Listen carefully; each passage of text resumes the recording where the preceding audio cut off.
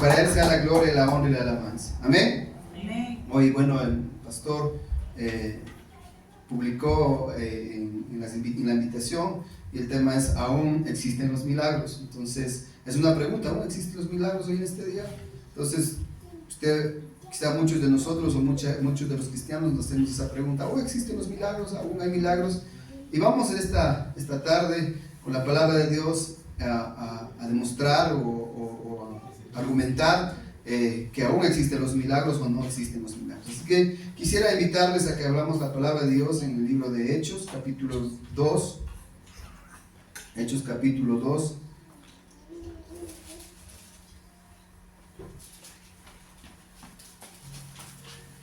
Versículo 43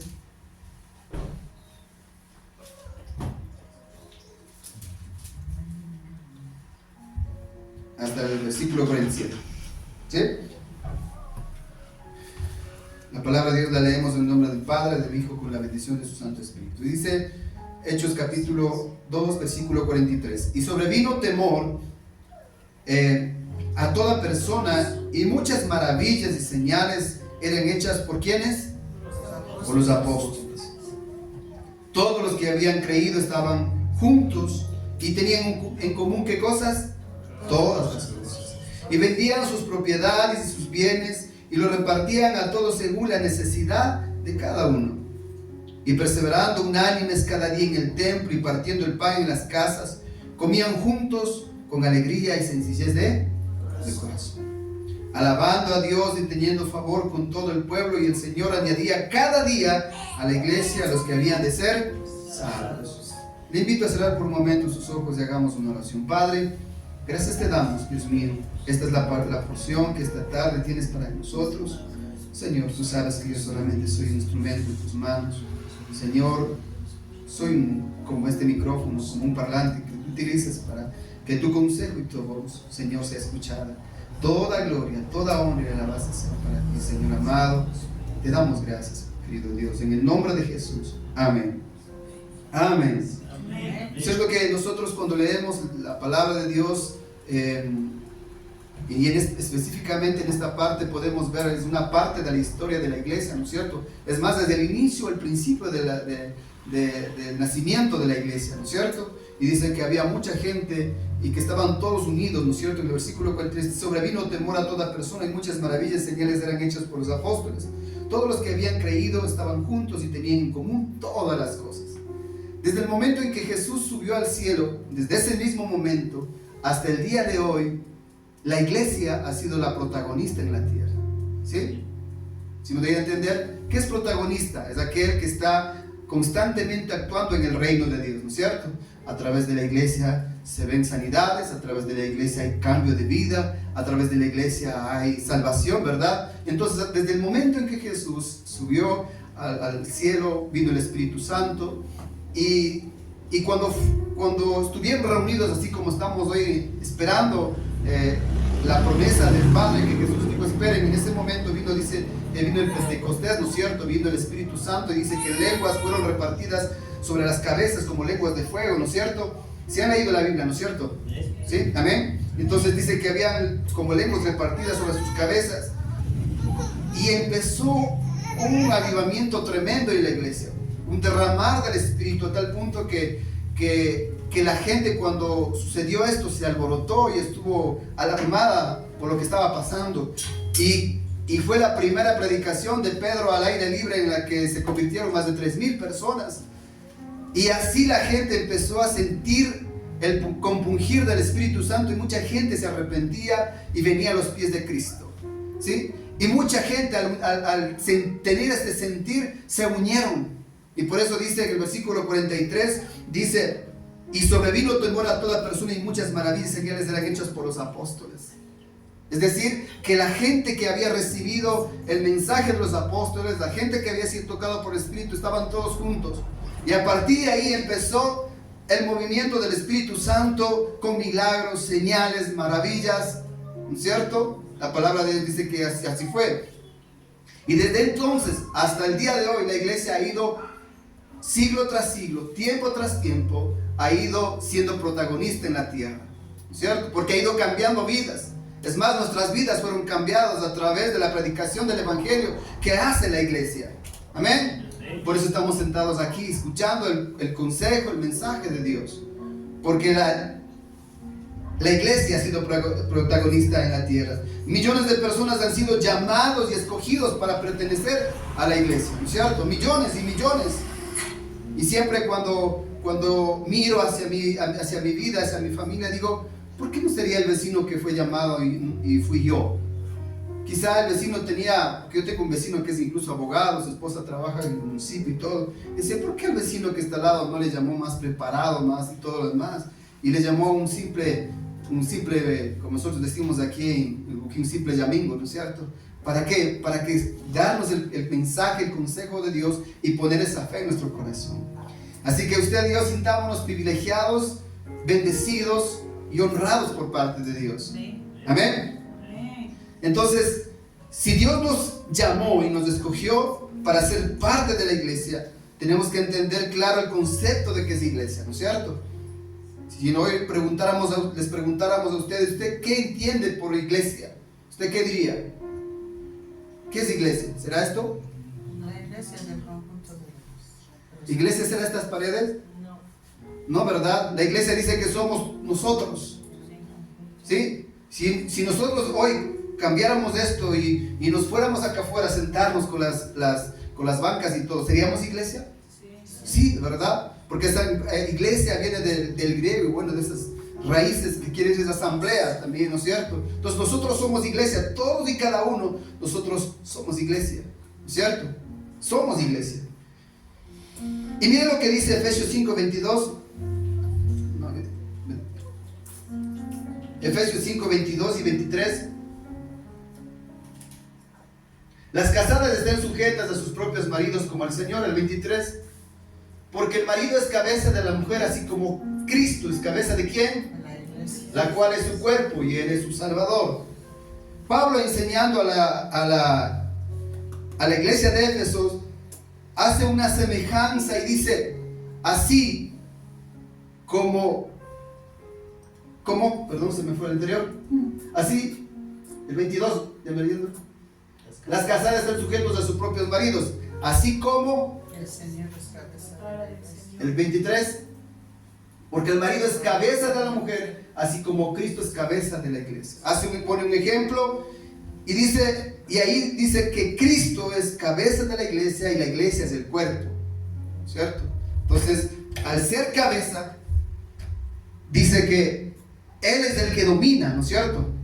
Si hablamos del cuerpo, nuestra cabeza es la que domina nuestro cuerpo. Todo lo que sentimos a través de nuestras manos, nuestros oídos, nuestros ojos, todo genera impulsos y esos impulsos van a nuestro cerebro y nuestra cabeza es la que ordena que se levante la mano, que se levante el pie, ¿no es cierto? Entonces la cabeza es el centro.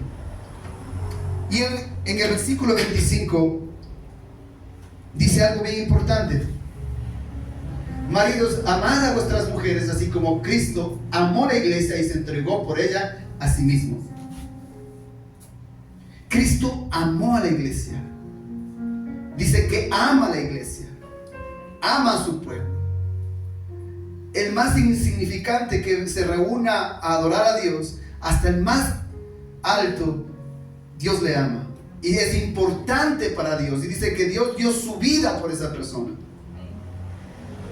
Dio su vida por usted y por mí para que formáramos parte de la familia de Dios, del pueblo de Dios. ¿Cuánto amor Dios tiene para la iglesia? ¿Sí? Y cuando hablamos de iglesia no se refiere a una denominación, ¿no es cierto? Sino la iglesia está en todo el mundo. Está en Guayaquil, en Ecuador, está en China, está en Estados Unidos. La iglesia del Señor. Y cada uno de ellos son importantes para el Señor. Son valiosos para Él. Porque su sangre fue derramada por cada uno de ellos. Y dice que así como el marido debe amar a la mujer, así dice que Cristo ama a la iglesia y hasta el punto que dio su vida por ella. Amén. Y aquí viene algo bien importante que quiero que escuchen. En la iglesia, nosotros aquí en la iglesia, me refiero a la iglesia, nosotros encontramos sentido de vida, sentido de existencia y encontramos propósito. ¿Sí? ¿Está de acuerdo con eso?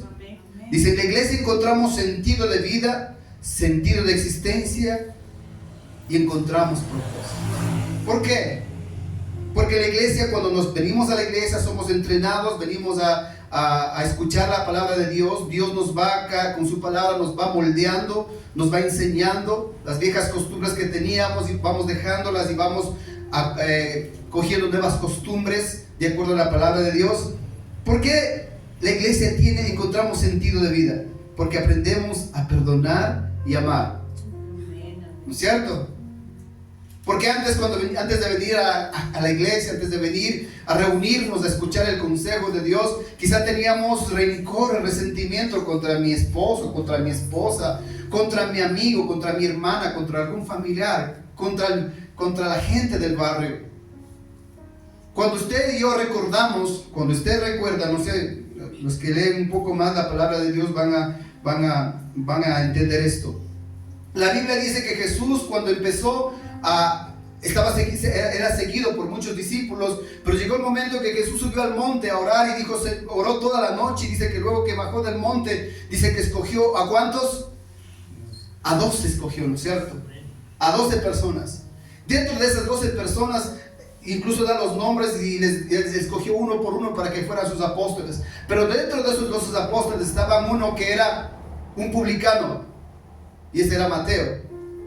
Y un publicano en ese entonces, en ese contexto o en ese tiempo, era el más odiado, el más aborrecido, porque este publicano, además de cobrar impuestos al pueblo judío de parte de los romanos, cogía un poco más para sí, y así se enriquecía. Y dentro de esos 12 apóstoles también estaba un cananista, Simón el cananista. Este era un revolucionario que quería expulsar a Roma y quería a toda costa sublevarse contra Roma por toda la violencia que había causado Roma al pueblo judío. Imagínense este cananista con todo el odio que tenía en su corazón, buscando venganza contra los romanos. ¿Qué odio no le tendría a Mateo, que era un publicano que era considerado traidor a la nación de Israel? Pero estaban juntos porque aprendieron a amar y a perdonar, porque aprendieron a vivir y a convivir juntos en el cuerpo de Cristo. Amén. Amén. Por eso nosotros decimos, pero si ese es un ladrón, ¿qué va a decir? Dice que el más pequeño es más importante, y por eso dio su vida Cristo, para que formara parte del cuerpo de Cristo. Amén. Amén. Aprendemos a servir al prójimo, ¿no es cierto? Cuando venimos a la iglesia aprendimos a servir al prójimo. Muchas veces, muchos de nosotros, yo digo, a veces como hombres nosotros quizá no tenemos la costumbre de ayudar en la casa, a arreglar la casa, pero aquí nos enseñan este tipo de costumbres y nos dicen, tenemos que aprender a hacer quehaceres en la casa. Y Jesús puso una parábola, ¿verdad? Acerca de quién era la parábola del buen samaritano, ¿no es cierto? Aprendemos a servir al prójimo. El buen samaritano, los que igualmente han leído la Biblia saben que el buen samaritano encontró a un hombre que estaba ahí y cogió a ese hombre, lo sanó las heridas, lo puso en su burro y le llevó a un hospedaje. ¿Y sabe lo que le dijo? Todo lo que este hombre gaste, cárgalo a mi cuenta. Eso es servir. Eso es servir el prójimo. Eso es servir. Cuando le dice, cárgalo a mi cuenta, yo te pago. Eso es lo que aprendemos nosotros a hacer. No nos importa el tiempo que estamos aquí, porque estamos aprendiendo a servir.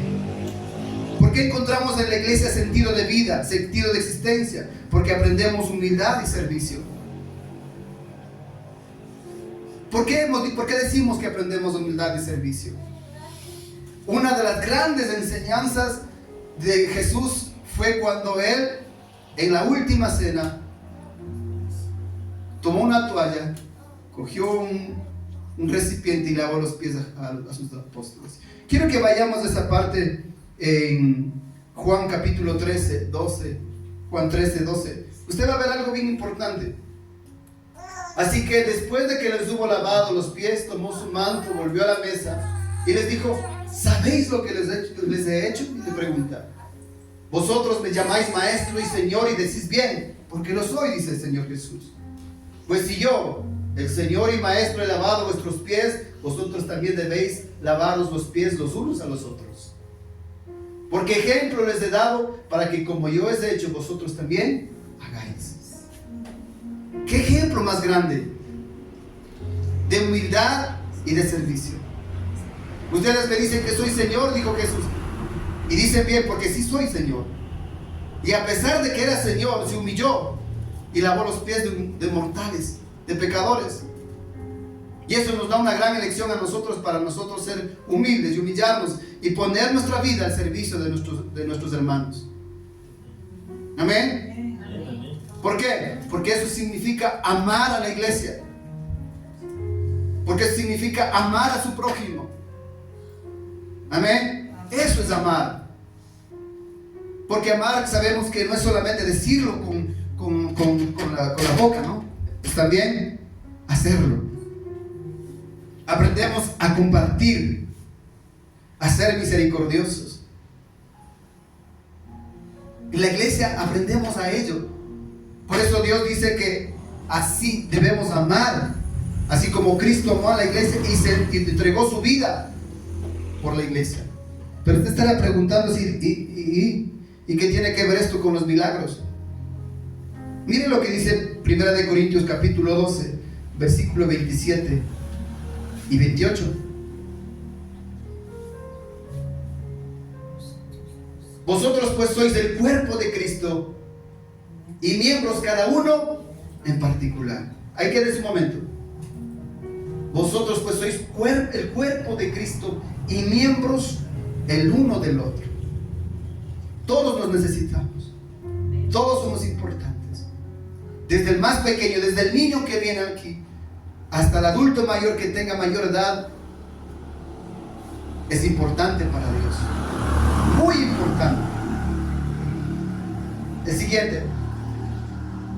Y aún nos puso Dios en la iglesia primeramente apóstoles, luego profetas, los terceros maestros, luego los que hacen milagros, después los que sanan, los que ayudan, los que administran, los que tienen don de lenguas.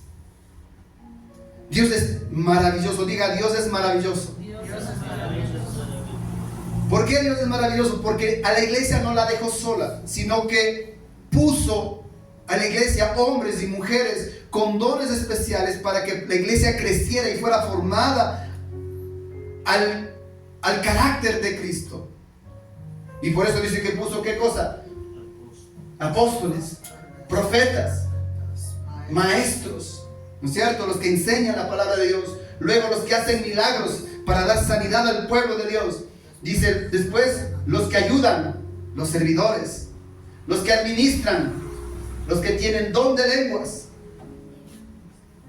Significa que cada uno de nosotros podemos trabajar dentro del cuerpo de Cristo, ¿no es cierto? Usted dice: pero es que yo no puedo predicar, yo no puedo hablar, yo no puedo cantar. ¿Qué dice ahí? Los que ayudan. Usted puede ayudar, ¿no es cierto? Dice: pero yo no puedo hacer milagros. Pero dice: los que administran. Usted puede administrar. A cada uno Dios nos dio dones para que nosotros todos creciéramos juntos en el carácter de Cristo, ¿no es cierto? Y dice que Dios tuvo un propósito con la iglesia. Y en Efesios capítulo 3, 9 nos enseña ese propósito. Miren lo que dice: y de aclarar a todos cuál sea la dispensación del misterio escondido desde los siglos en Dios, que creó todas las cosas. Siguiente. Para que la multiforme sabiduría de Dios sea ahora dada a conocer por medio de la iglesia a los principados y potestades en los lugares celestiales. ¿Tiene otra versión, Carlitos? Póngale otra versión. El 3:9 dice: y de hacer entender a todos el plan divino, el misterio que desde los tiempos eternos se mantuvo oculto en Dios, creador de todas las cosas. El fin de todo esto es que la sabiduría de Dios en su diversidad se dé a conocer ahora por medio de la iglesia a los poderes y autoridades en las regiones celestiales. Lo que Pablo está diciendo ahí es que Dios es tan sabio que ha utilizado a un pequeñito, a un grande, a uno que ni siquiera sabe leer, para dar dones y para demostrar la sabiduría diversa que Dios tiene, para que los poderes espirituales, sean principados y potestades, entiendan que la multiforme gracia de Dios no tiene nada que ver con el que ha leído o el que es estudiado, sino aquel que rinde su corazón a Dios, aquel que ama a su iglesia, aquel que ama a su hermano, a su hermana. En algún momento decía, comentaba con Marcelo unos días atrás, le decía, cuando yo veo a un hermano que sale de la iglesia del vecino, le digo, hermano, sí, es su hermano, porque adora al mismo Cristo, alaba al mismo Cristo. No porque va a otra iglesia ya no es su hermano, sigue siendo su hermano. Dígale, Dios le bendiga, Dios te ama. Porque las mismas tribulaciones que nosotros estamos pasando, también pasan nosotros de la otra iglesia. Antes, Dios me permitió ir a diversos congresos, me permitió ir a veces a algunos conciertos. Y recuerdo una vez se presentaba Marcos Witt en el estadio Atahualpa en Quito.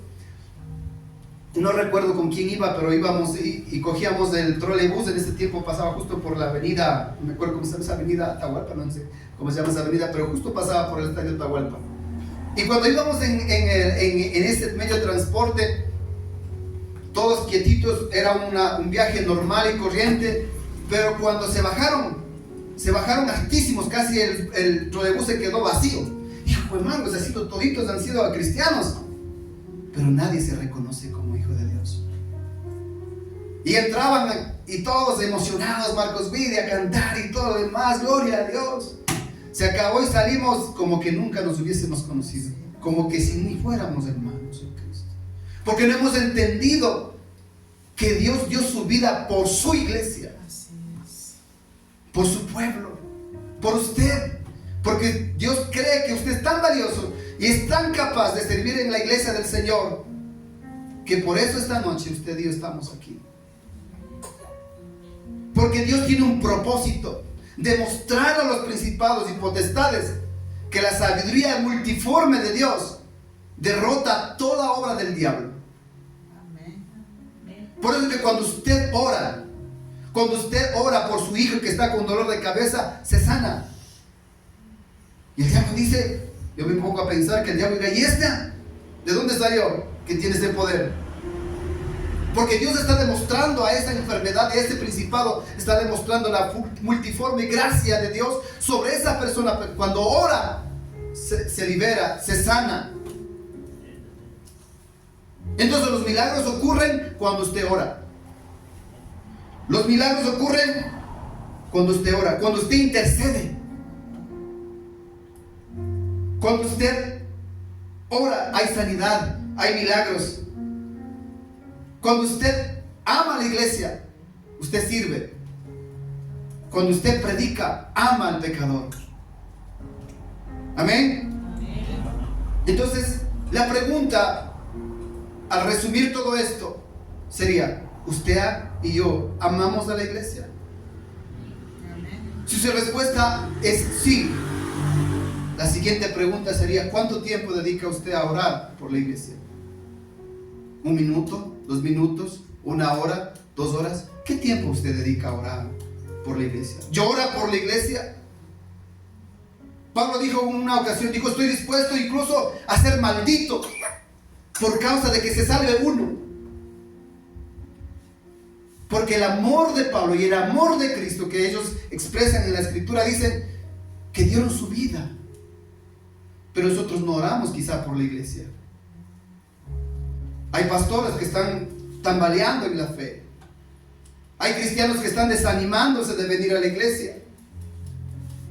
Hay hombres y mujeres que vienen una vez a la iglesia, quieren seguir, pero como el pueblo de Dios no ora, se desaniman y se van. Hay cristianos de años que están siendo tentados fuertemente en el adulterio, en las relaciones sexuales, están pasando de pronto dificultades en el matrimonio. Cristianos de años. ¿Sabían que la oración y la intercesión levanta muros? La oración levanta muros.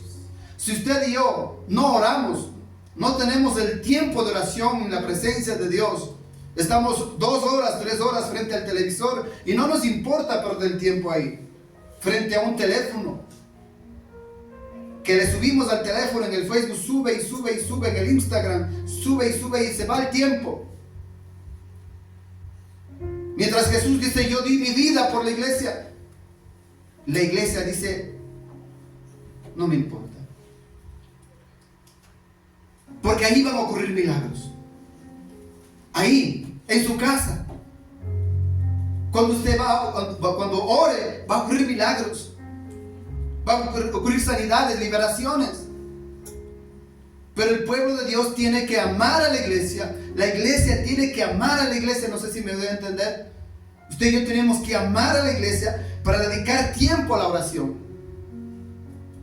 Usted y yo decimos que amamos a la iglesia. ¿Qué tiempo dedicamos para orar por la iglesia? ¿Qué tiempo dedicamos para interceder por la iglesia? Yo quisiera invitarle a que en este tiempo usted lea el libro de Esdras y de Nehemías. Son libros profundos que hablan uno habla acerca de la restauración del templo de Dios, que significa la restauración de la adoración. Y el otro habla de la restauración de los muros alrededor de Jerusalén.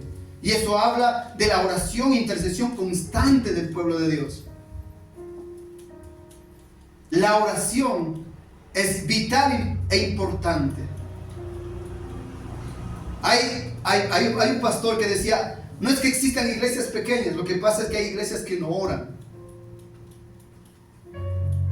Yo creo que tiene razón. Y orar demanda de tiempo. ¿No es cierto? Cuando usted y yo, los que ya somos casados o de pronto los que están solteros o jóvenes hoy en este lugar, nosotros cuando entramos en la etapa del enamoramiento, cuando estamos ilusionados, enamorados, no nos importa pasar tiempo esperando o estando juntos. Pueden pasarse 2, 5, 6 horas, lo que sea, ¿verdad? La chica ya quiere y dice, espérate un tiempo más, pero si ya pasamos 10 horas. ¿No es cierto? Porque estamos enamorados, ilusionados, queremos seguir escuchándola. Queremos seguir aprendiendo, conociéndose más. La oración es lo mismo. ¿Cómo nosotros podemos ver milagros? El mayor de los milagros se dice que, ¿cuál es? ¿Cuál es el mayor de los milagros? Mi hermano Manito, ¿cuál es el mayor de los milagros? No, que se levante un muerto será. Sí. ¿Qué será? Que un perdido se salve, ¿no es cierto? Ese es el mayor milagro.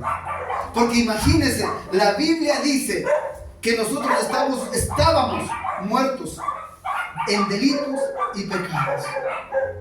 Mas Cristo nos dio vida juntamente y nos resucitó con Él. Cuando un pecador se arrepiente, significa que ese hombre fue resucitado y es hecho de nuevo. Y ocurre el milagro más grande. Y no solamente ocurre este milagro, sino que dice que hay fiesta en el cielo. Imagínense, tratemos de imaginarnos una fiesta en el cielo, ángeles saltando por ahí, el mismo Jesús saltando y diciendo, bien, uno más que mi sangre cubrió, uno más. Ese es el milagro. Existen los milagros cuando usted y yo hablamos de Cristo, cuando usted dedicamos tiempo para orar. existen los milagros. Amén. Amén. Quiero que vayamos a Apocalipsis capítulo 7, versículo 9. Hay una visión de la iglesia. Hay una visión de lo que es el futuro. Después de esto, dice, miré y apareció una multitud tomada de todas las naciones, tribus, pueblos y lenguas. Era tan grande que nadie podía contarla. Estaban de pie delante del trono y del Cordero, vestidos de ropas blancas y ramas de palma en la mano. Este es el futuro de la iglesia. Nosotros ya conocemos el futuro de la iglesia. Como cuando usted ve una película, dice, bueno, ya conozco el final. Este es el final de la iglesia. Pero para que toda esa gente que está ahí, que dice que estuvieron miles y miles de están ahí, tiene que haber amor por la iglesia. Amar desde el más pequeño hasta el más grande.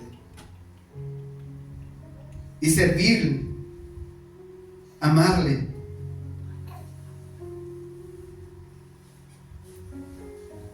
Porque Cristo es la cabeza. Él tiene el control, dice la palabra de Dios, de la iglesia. Él tiene el control.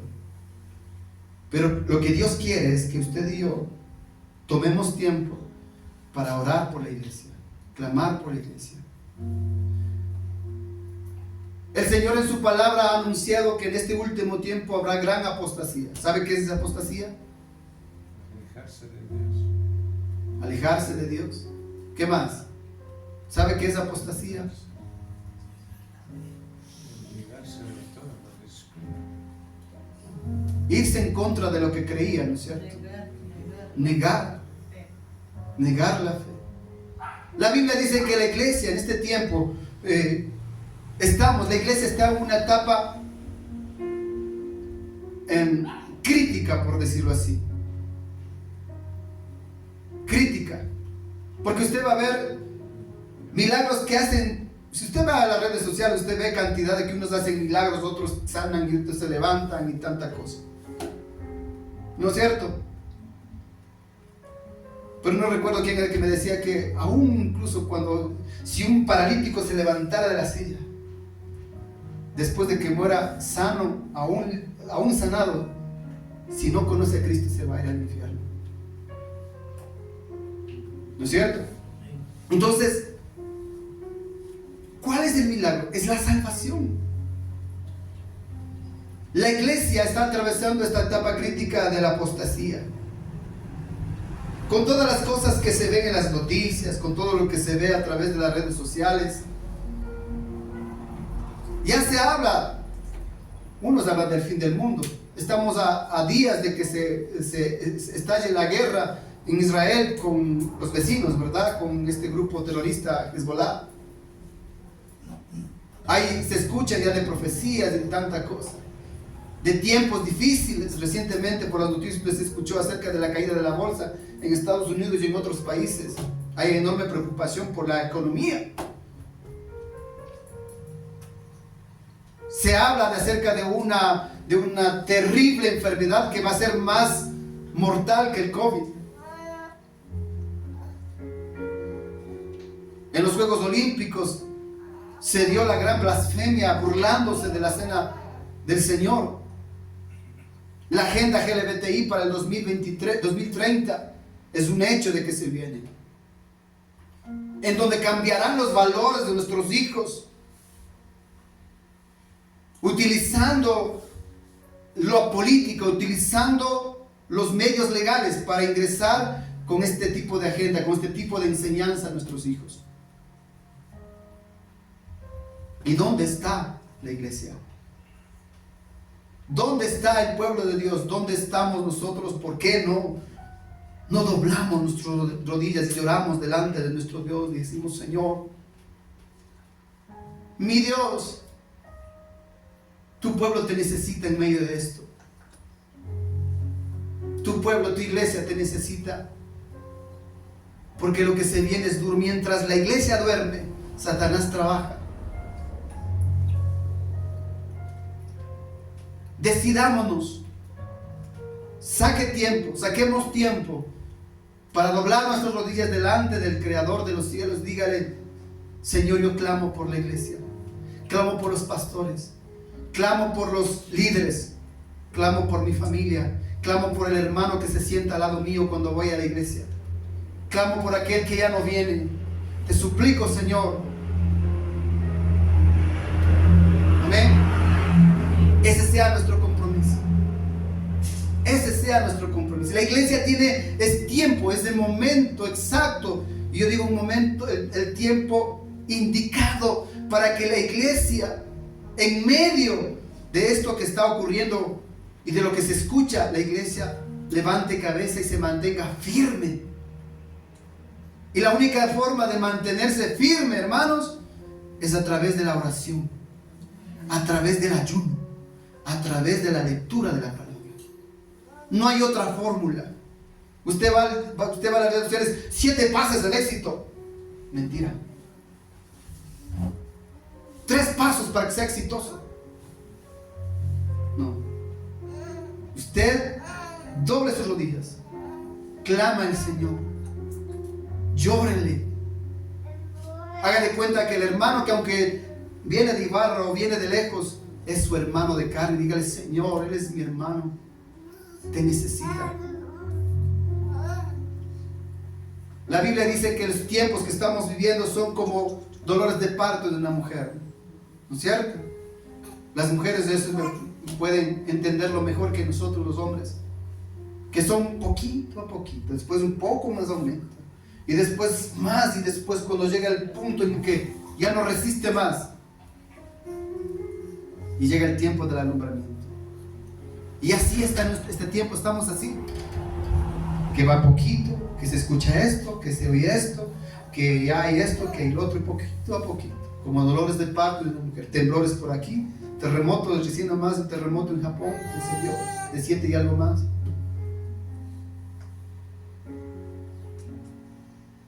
Que el Espíritu Santo les diría: escuche lo que el Espíritu Santo dice a la iglesia. Dios conoce nuestras obras, pero hay algo que tiene Dios contra nosotros, que no doblamos nuestras rodillas, que no oramos, que no clamamos por la iglesia, no suplicamos, no servimos, no estamos sirviendo a la iglesia. Amén. Pero Dios, al mostrarnos en Apocalipsis capítulo 7, versículo 9, 10, mire la fidelidad de Dios. Cuando yo leo este versículo digo: oh Dios, cuánta fidelidad, cuánto amor, para que después de todo lo que venga, nosotros estaremos entre ellos. Dice: y apareció una multitud tomada de todas las naciones. Amén. De todas las naciones, tribus, pueblos y lenguas. Era tan grande que nadie podía contarlo. Estaba de pie delante del trono del Cordero, vestido de ropas blancas y con ramas de palma en la mano. Ese es el amor y la fidelidad de Dios a la iglesia. Por eso hay pastores, hay profetas, hay otros que son utilizados en sanidad, hay otros que son utilizados al servicio. Usted tiene un don. Usted tiene un don. Porque si no fuese así, diría que Dios se equivoca. Usted y yo tenemos un don. Dios va a permitir utilizar este don, de entender la palabra y transmitirlo de esta manera. Usted puede tener otro don. Hermano Manuelito, él tiene un don precioso que hasta ahora no le escucho esa voz melodiosa. Utilícele para la obra de Dios. Utilícela para eso. Mi hermana Sarita tendrá un don de pronto para hacer dice: yo no sé hacer nada, yo lo único que sé es cocinar, un ejemplo, ¿no? Utilícelo eso para Dios, para servir al pueblo de Dios. Todos somos necesarios en el reino de Dios. Y volvamos por último a Hechos capítulo 2, 43 al 47. Y terminamos ahí. En todas partes, 2:43. 2:43. Todos estaban asombrados por los muchos prodigios y señales que realizaban los apóstoles. Todos los creyentes estaban juntos y tenían todo en común. ¿Qué significa? El primer amor, ¿no es cierto? Juntos, unidos. ¡Qué alegría! Vendían sus propiedades y posesiones, compartían sus bienes entre sí según cada uno, según la necesidad de cada uno. Así que ya saben, a vender las casas para traer acá. No.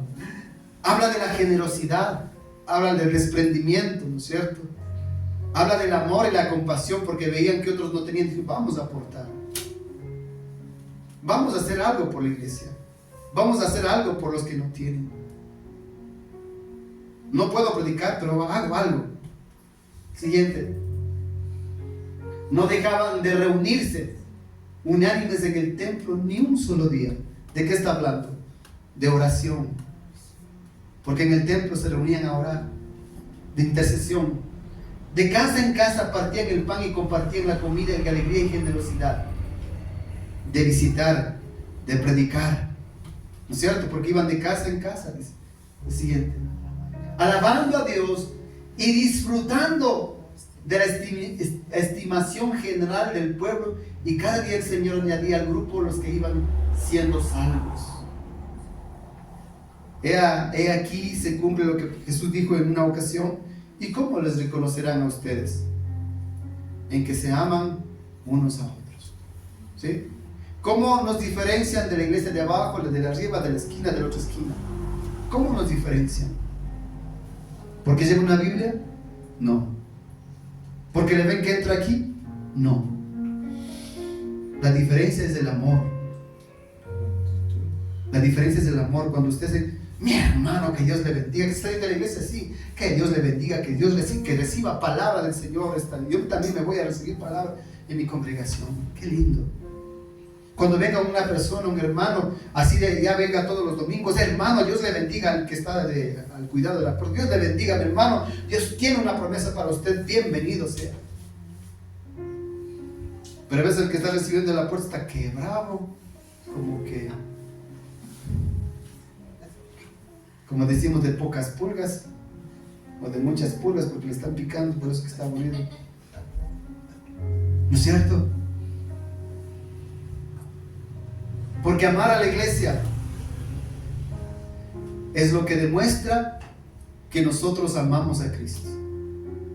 Amén. Amén. Y eso nos diferencia, nos hace diferentes. Nos hace diferentes. El amor. Por eso bien claro dijo Pablo, así yo dé todo lo que tengo, mis bienes, aún mi cuerpo para ser quemado, pero si no tengo amor, no me sirve de nada, dice. Soy como un metal que suena, que solamente hace ruido. El amor es lo que prevalecerá a través de los tiempos, a través de las pruebas, a través de las cosas que vienen más adelante. El amor es el que prevalecerá. Lo demás, la Biblia dice que se acabará la ciencia, las profecías se acabarán, pero el amor prevalecerá, se mantendrá firme. Mis hermanos, a ponernos a orar, a ponernos a interceder por la iglesia. Y cuando hablo de iglesia, no hablo solamente por los que estamos aquí, hablo por los que están en otras iglesias. Señor, levanta la iglesia. Señor, haz que brille la iglesia. Haz que tu pueblo sea levantado. Gracias. Haz que tu pueblo sea levantado. Que tu pueblo sea lleno del Espíritu Santo. ¿No es cierto? Es lo que vamos a hacer. ¿Cuántos quieren hacer ese compromiso con Dios? Levante su mano el que quiera hacerlo. Solo el que quiera hacerlo, ¿no? Porque no es obligado. Dios no obliga a nadie. Compromiso de orar por la iglesia, por el pueblo de Dios. Amén. Si levanto la mano, no les vi. Amén. Gracias a Dios. Bendito sea Dios. Denle un fuerte aplauso a Dios. Porque usted y yo, si hemos venido esta noche y estamos aquí, es porque Dios quería hablarle y nos quería hablar de esto. Porque Dios sabe que el tiempo de lo que está por venir es complicado y difícil. Y es el tiempo en que como se dice, me acuerdo una hermana sabía decir, cuando oramos es como si nosotros ahorráramos en una cuenta bancaria, y cuando necesitamos vamos y sacamos de esa cuenta. Al principio usted no vamos a ver nada, dice, pero no veo nada, pero con el tiempo, el momento indicado, Dios empezará a premiar a aquellos que oran. Amén. Amén. Entonces,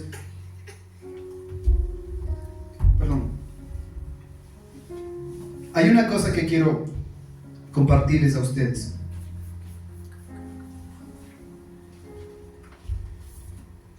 El salmista David, en los Salmos, David dice, pacientemente esperé a Jehová. Se inclinó a mí y oyó mi clamor, dice David. No sé si usted lo ha leído, pero así dice. Pacientemente esperé a Jehová. Se inclinó hacia mí y oyó mi clamor. David sabía que cuando nosotros oramos, sabía que tenemos que esperar la respuesta de Dios. ¿No es cierto? Cuando usted y yo vamos a una alcaldía, de un dirigente, a solicitar una obra, usted va con un oficio. No es que usted deje el oficio y dice, bueno, ya dejé el oficio, voy a esperar, ojalá un rato venga. Me voy y me siento tranquilo y ni me acuerdo si esto que mandé el oficio. No es así, ¿verdad? No ocurre eso así. Lo que ocurre es que usted deja un oficio y usted está esperando, dice, vengas en 8 días, usted a los 7 días está. ¿Qué pasó mi oficio? Mi pedido. Dice, no vengas el martes. Usted está el martes. Dice, no, chuta, es que el alcalde estaba ocupado, vengas el miércoles, y el miércoles está ahí. No vengas el viernes está ahí. Hasta que como nosotros decimos aquí en Latinoamérica, hasta que se caliente y dice, ahora se va a ver este alcalde. Y se va a sentarse ahí hasta que no le atiende el alcalde y le dé la respuesta si le va a dar o no le va a dar la obra. David dijo, pacientemente esperé a Jehová. Se inclinó a mí y oyó mi clamor. Nosotros vamos a la oración, nos arrodillamos, Señor, te pido perdón, y nos fuimos y después, amén, y me fui. Y después en el día ni me acuerdo que también le pediría. Lo mejor es cuando usted va a las rodillas y clama al Señor y está la expectativa. ¿Sabe qué es expectativa? Está pendiente. ¿Será que a través de esta canción Dios me va a hablar? ¿Será que cuando yo lea la Biblia, la palabra de Dios ahí me va a responder a lo que le pedí? ¿O será que de pronto, mientras estoy caminando, cocinando, Dios me hablará? Pacientemente esperé a Jehová. Se inclinó a mí y oyó mi clamor y respondió. Entonces, cuando Dios responde a su clamor, Dios abre sus ojos, abre sus oídos espirituales y empieza a ver en qué situación está la iglesia. Y empieza, usted dice, está caminando, la hermana Juanita tiene un problema, y empieza a sentir carga de oración y se va a las rodillas y clama y ora, Señor, a la hermana Juanita algo le pasa, no sé qué es lo que le está pasando, pero Señor, te clamo por ella, te pido. Está caminando, está cocinando el pastor, me vino el pastor, algo le pasa al pastor, voy a orar y clama por el pastor y clama. No solo por él, sino por otros pastores también le está pasando la situación. Eso es esperar, eso es orar, eso es interceder, eso es levantar muros de oración por la iglesia. Y lo mismo pasa en su hogar. Usted y yo tenemos que tener nuestro altar de oración, ¿no es cierto? Nuestro altar donde adoramos. Usted sabía que Abraham, cada vez que se movía al lugar que llegaba, levantaba un altar de oración, ponía piedras y adoraba y sacrificaba. Tenemos que tener nuestro altar de oración. Entonces usted y yo vamos a ver milagros, vamos a ver cosas que no nos imaginamos, y Dios va a empezar a hablar a su pueblo y la iglesia va a salir adelante. Y aunque haya dificultades, y aunque se vaticine lo que sea aquí en este mundo, la iglesia se mantendrá firme, porque el Dios Todopoderoso ha prometido que estará con nosotros. Amén. Denle un fuerte aplauso a nuestro Dios.